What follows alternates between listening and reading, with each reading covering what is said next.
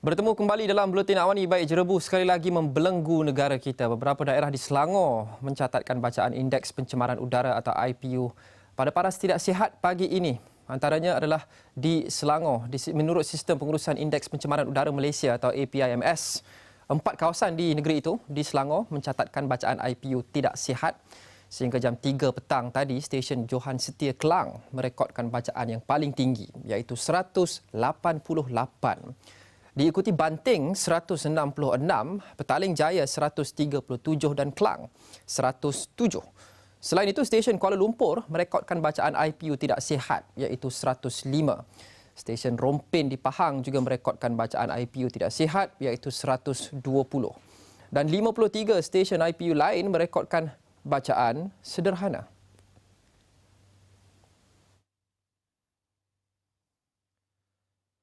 Saya disertai sekarang oleh Jailan Simon, Ketua Pengarah Jabatan Meteorologi Malaysia atau MET Malaysia. Saudara Jailan, apa punca kali ini jerebu dan kualiti udara di Malaysia semakin memburuk? Saya difahamkan sekarang terdapat beberapa kebakaran terbuka ya, terutamanya di Selangor iaitu di Johan Setia dan juga di hutan simpan Ulu Langat Selatan ya, dan ini menyebabkan keadaan berjerebu di Lembah Kelang ni lah. Itu antara punca dia lah yang saya rasa menyebabkan keadaan sekarang. Ada sebarang kebakaran di negara-negara luar, negara-negara jiran yang menyumbang juga kepada keadaan jerebu sekarang? Walaupun terdapat kebakaran di Riau dan di Sumatera ya, tetapi angin pada masa ini bertiup daripada arah timur laut. Jadi punca dari negara jiran itu tidak mempengaruhi keadaan udara di negara kita pada masa ini. Jadi ini sebenarnya adalah jerebu tempatan dan bukannya jerebu rentas sempadan dari negara jiran. Kerana angin itu tidak favorable untuk jerebu dari negara jiran datang ke negara kita.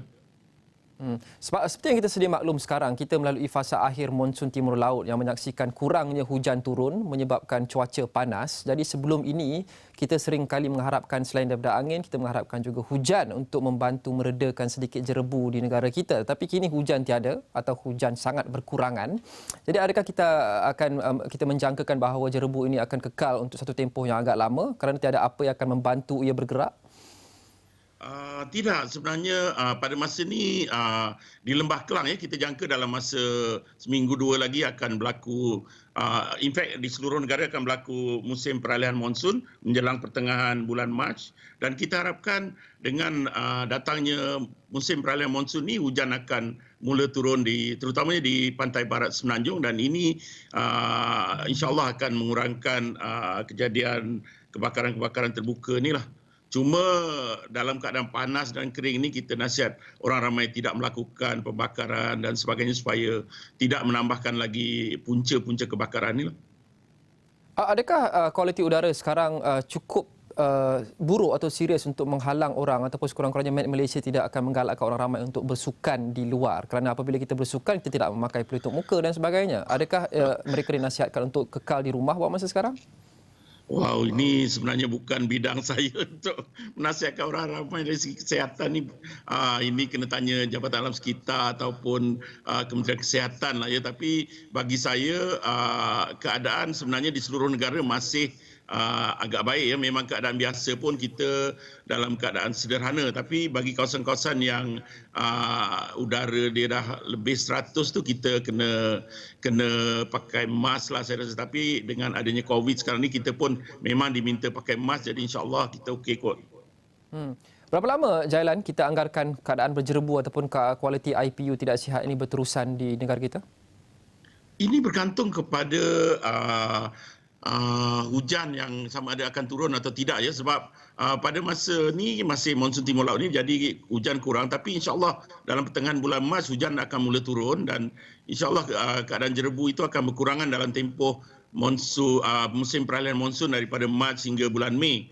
Walau bagaimanapun semasa monsun barat daya nanti kita mungkin menghadapi juga jerebu rentas sepadan, kerana pada masa itu angin daripada barat daya akan membawa kalau ada kebakaran terbuka di Sumatera dan juga di selatan Kalimantan, biasanya dia boleh membawa jerebu rentas sepadan ke negara kita. Jadi untuk tempoh terdekat ni saya jangka dalam pertengahan Mac begitu hujan akan turun, dan ini akan mengurangkan jerebu tempatan terutamanya di pantai barat Semenanjung. Walau bagaimanapun bagi negeri-negeri lain seperti di pantai timur di mana hujan masih kurang, kita kena berhati-hatilah dan mengawal keadaan supaya tidak melakukan sebarang pembakaran terbuka.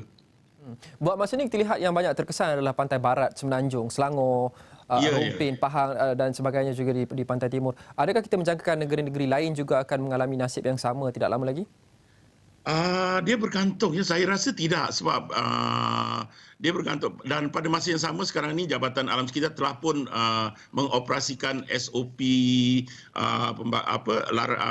musim panas kering di mana kawalan dan pemantauan sedang dibuatlah di seluruh negara bagi memastikan kawasan-kawasan yang mudah terbakar ini dapat dikawal dan kalau ada kebakaran dapat cepat dipadamkan ya.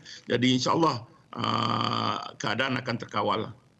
Sebelum ini Malaysia juga pernah melakukan inisiatif seperti pembenihan awan apabila jerebu menjadi semakin serius. Apa threshold untuk Malaysia melakukan mengambil langkah itu? Ada sebarang bacaan IPU yang menjadi threshold sehingga Malaysia perlu campur tangan? Biasanya kami akan melakukan pembenihan awan apabila threshold ini mencapai 200 IPU 200 ya. Walau bagaimanapun dia bergantung kepada keadaan atau kesesuaian atmosfera.